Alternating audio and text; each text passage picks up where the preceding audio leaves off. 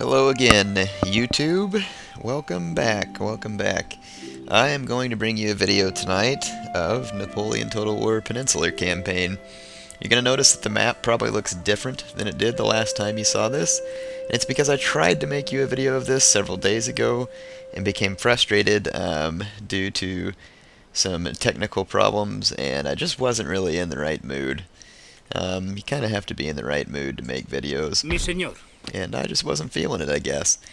Anyway, tonight I am ready to make a video. It's been a while since I've been able to. The last 3 or 4 days have been pretty busy.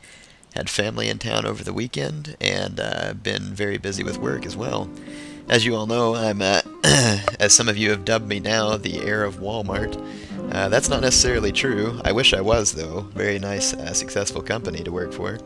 But I have been quite busy. I deal with a lot of situations at work. I guess I could get into more detail, but it'd be kind of boring because you're here to see Total War.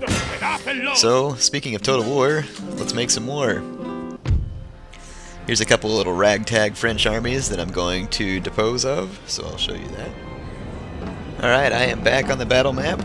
Let's get you a little action of the French getting slaughtered. Their general unit charged into one of my my line infantry units before I could push the play and record button. So I missed it, but you can see dead French horses all over the ground, if that tickles your fancy. It's kind of an odd way of saying that. Yeah, anyway, I'm just going to leave that alone. Anyway, here's the unit of French line infantry that's being fired at by my line infantry. And I have a couple of units within range, so they're going to be taking an inordinate amount of losses. And then they just moved even closer, which is not going to work to their benefit either. I never do it, but just for curiosity, I'm going to put my infantry on fire in advance. It almost looked like that changed their range. It did. It shortened their range. That's curious. I've never really used fire in advance, so I'm curious to kind of try it out here and see what, if anything, happens. So let's give chase here a little bit. I'm going to lose a few men unnecessarily, but I just want to turn on this fire in advance mode and let's kind of learn what happens. I know in Empire Total War it was a complete joke and you didn't want to use it, so let's see what happens here. Looks like my men are spreading out. It's kind of odd. And of course my men haven't reloaded yet. The French are going to charge in bonsai style, probably. Come on, I didn't think it took this long to reload on Napoleon Total War. Sí, señor. Okay, for some reason it's on fire in advance, yet none of my men are... Okay, there they go. Sí, señor. Well, that's pretty cool. They kind of shoot and then advance by rank, but it decreases their range, which is odd. It appears that it might increase their firepower. I'm not sure. I'm going to have to research this a little further. But it definitely took some setting up time, which would not be good. You'd probably want to be ready for it, because as you can see here, my men kind of set and reset, which would not be good on an online battle. And here the French are causing me a lot of losses, because it appears whenever you're on this fire in advance that your men don't do anything until they're completely ready. Watch, I'll turn it off. Let's draw my men back into the ranks, and let's watch the difference. Yeah, it appears to be much more devastating to have your men in this just regular mode here. As you can see how many losses I took to one unit of French infantry, while I outnumbered them pretty badly. So, well, that was an experiment that caused me some casualties, but oh well. Sometimes it's good just to learn something when you're playing. There I learned that I probably don't ever want to use fire in advance. If someone actually knows an application where fire in advance is helpful, let me know. That way I don't give it a bad rap for nothing. Alright, let's go make some more French corpses over here. That was kind of an interesting experiment. Like I said, I've never messed around with the fire in advance. So here I'm going to use my light infantry to try and lure the French into a bad situation.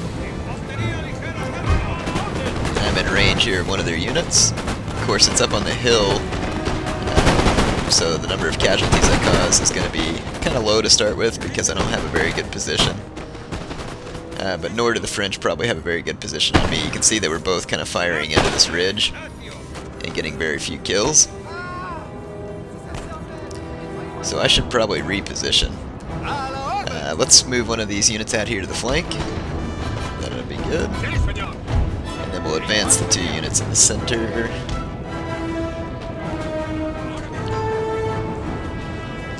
Let's get them running there. Alright.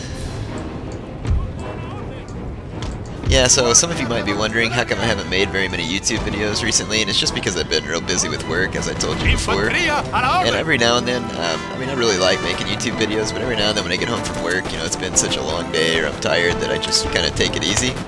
Not that making YouTube videos requires like any large amount of work or anything like that, but sometimes, I don't know if any of you know, I work about a 10-hour day, so by the time I get home every now and then I just feel like taking it easy.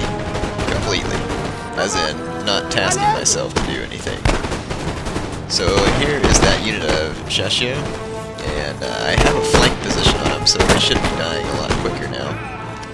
You can see that they're down to 57 men, and now they're going to move forward, which is good. I want them to keep moving forward. Because if they do so, then it's going to give me even more kills on them. But I'm also keeping my distance too, because I don't want this general's unit to charge into my light infantry and cause a lot of damage, which I know it would. Of course, I'm also getting sick of how long this is taking. But again, you're going to get to see the cool effects of Napoleon Total War. You can see that there's already smoke looming all over the battlefield, and I love how it all blows in the same direction. And some of you have been asking me about Empire Total War again. How come I don't play it? How come I haven't been on there as much? To be honest, I love Empire Total War. There's some things that I miss about it. In some ways, the graphics are every bit as good as Napoleon, with the exception of the effects. The effects of Napoleon Total War are much better. So that would be one of the exceptions. Also, one of the things that's better on Napoleon Total War is the, I guess just the overall gameplay is much better. You run into a situation where battles are much more fluid, and on Empire Total War you ran into a lot of battles that took a long time, and just, you know, just problems like unto that, if that makes sense. Like the battle would take forever, it would be choppy, you'd have to wait forever for reloads. Artillery was almost completely ineffective. Just things like that that kind of made the game have its annoyances. But overall, I mean, you have to admit that the fire by rank thing was very cool. It was nice to have. So I really miss fire by rank. I do. It really added a sense of realism to the game that Napoleon Total War lacks, in my opinion. So the battles in Napoleon, like I said, are very nice gameplay-wise, because they add a nice element of fluid play, I guess. I think that's the best way to describe that. But like I said, it kind of depends on what type of realism that you're looking for.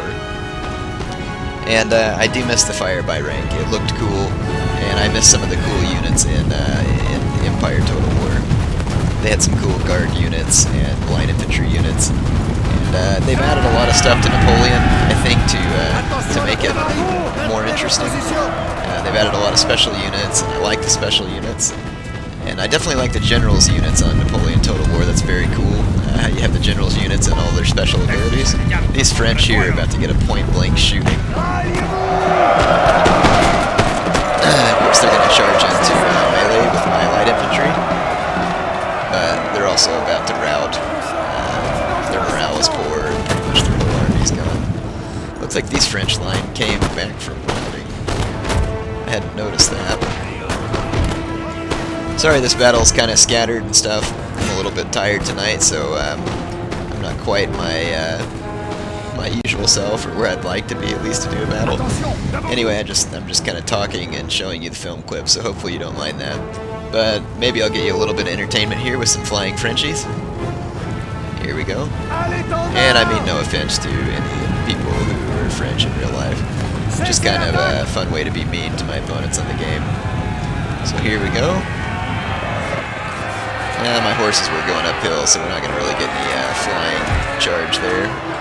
But maybe we can zoom in on a little bit of the carnage here. There's some of my horsemen trashing these routing French troops who were too tired to run. You know it's got to be bad if you're so tired you can barely even run, and then you're getting charged down by horsemen. Definitely something that you would want to experience in real life. Alright, let's get back out to the campaign map. Alright, there's the results from that battle. Sorry that was so much footage of a rather pointless battle, so what I'll do is I'll make you another piece of the campaign here in a minute for those of you who are wanting to see some progress. It looks like I was marching towards that French city up there, but I think I'm going to go ahead and march towards Madrid here and take Madrid before I move on. We're going to demand their surrender, and I'm sure that they will. So again, we're going to peacefully occupy Madrid. We need to repair some buildings and upgrade the city a little bit. And let's see, I probably have some cities nearby that I need to worry about their defense. Let's see if I got any army here. Very little. But here's my army that I was moving northward. Alright, we're going to move them back on up into French territory here. Let's see what cities are around. All those cities are under British control. I had this army moving towards Salamanca. And that was a city that I was once in possession of. What I meant, yeah, and I think I told you that when I was making a video the other day, I ended up getting frustrated because things were just not working out well. And me trying to make that video, I had fraps problems, my computer crashed, which is rare because it's new, but it happens. Anyway, let's end this turn.